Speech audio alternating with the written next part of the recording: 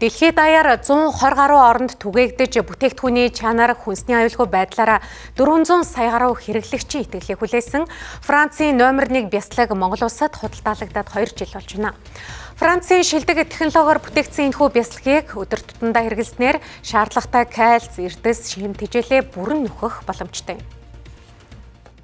Монгол улсад хүнсний аюулгүй байдал түргэн шуурхай найдвартай үйлчилгээгээр хэрэглэгчдийн таашаалда хэдийнэ нэтсэн дэлгүүр бол Carrefour сүлжээ дэлгүүр юм а.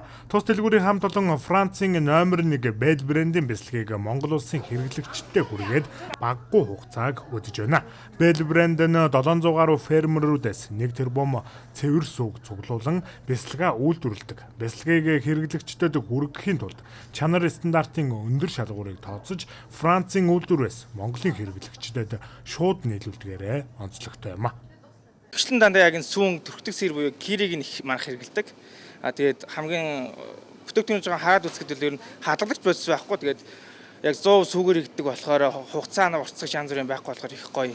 Гоё юм байна. Би гэхдээ байнга иддэг дуртай.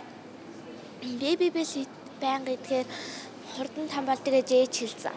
Би Франц сурч байхдаа энэ Baby Bell-ийг иддэг байсан. Тэгээ Монгол орж хурж ирээд энийг одоо ингээд дэлгүрт байхыг хараад бас авч хэрэглэж байгаа. Манай хүүхдүүд энэ жижигхэн айгуу дуртай байдаг.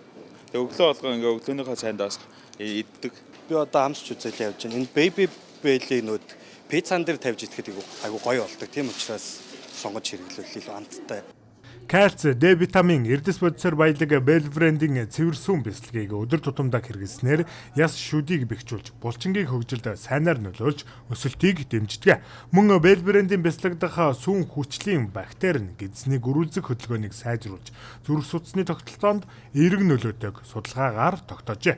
Тиймээс олон улсын хоол зүйч мэрэгжилтнүүд өдөр тутамдаа чанартай шим дэжлэр баялаг Belle бяцлагийг хэрэглэхийг зөвлөж байна.